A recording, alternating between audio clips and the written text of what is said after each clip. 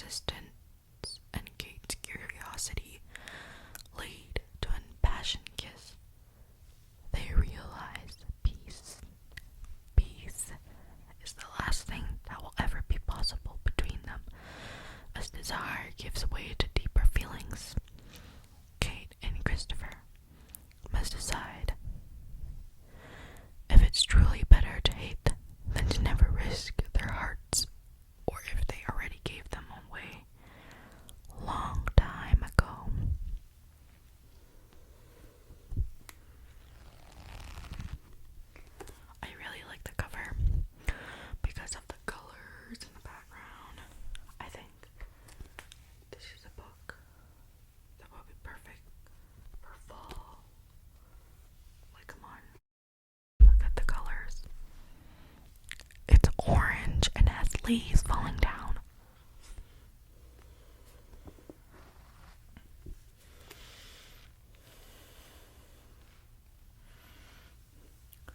But anyways, I get a lot of my books from the website called The Book Outlet because it's cheap and affordable, and also because since I'm home for the summer, I wanted to get into a hobby, and I've been reading for a long time, but it's on and off. But this summer I got my friends and I to read, and it's been so amazing. Like, not for my bank, but for my brain. But I think the only sad part is I can't even bring these books back home to university because they're too heavy to carry. So the fifth and final book that I read in the month of July is none other than another Allie Hazelwood book, and it is Love Theoretically. Love Theoretically.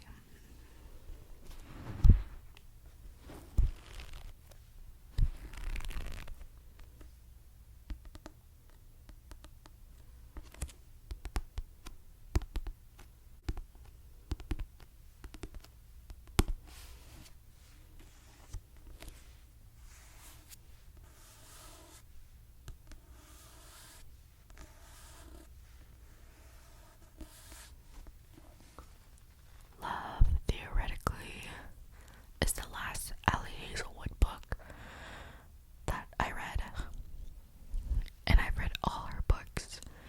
I actually have all her books except for the one that's coming out next year, and it's a day after my birthday, and I'm so excited because I'm gonna buy it as a birthday gift for myself.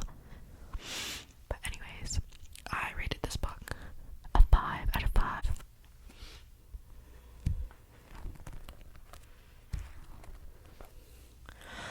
I just really liked the storyline.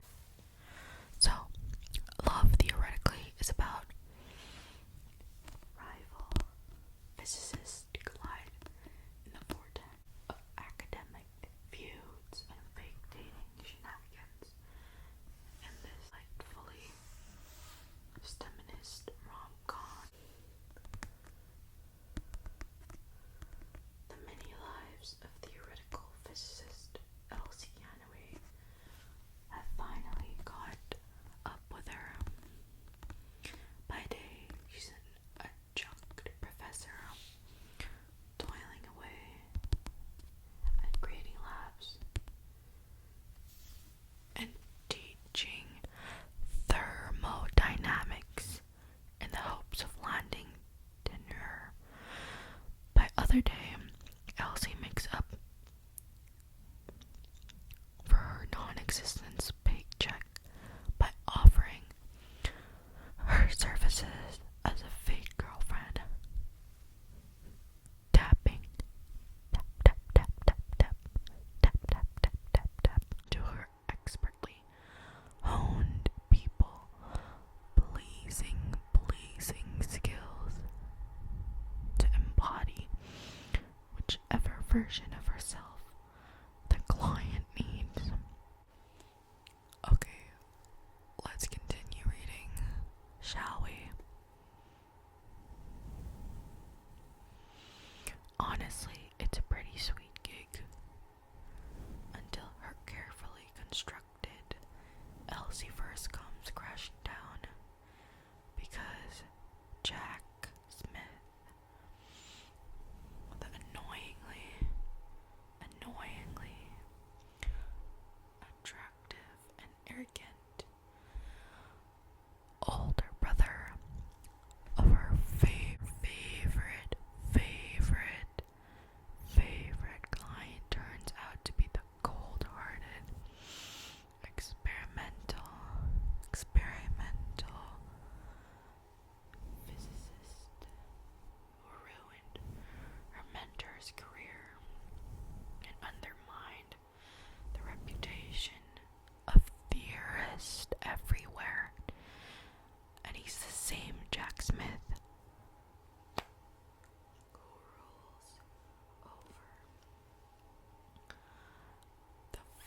physics department at MIT. Standing right between Elsie and her dream job, Elsie is prepared for an all-out war, literally sabotage. But those long, penetrating looks, not having to be anything other than her true self, when she's with him, while falling into an experimentalist orbit, finally tempt her to put her most guarded theories on love into practice. What I really liked about this book is how I connected to it, because some of the courses that I'm taking in university involves thermodynamics, and the titles of the chapters makes more sense because I have a bit of knowledge about how this relationship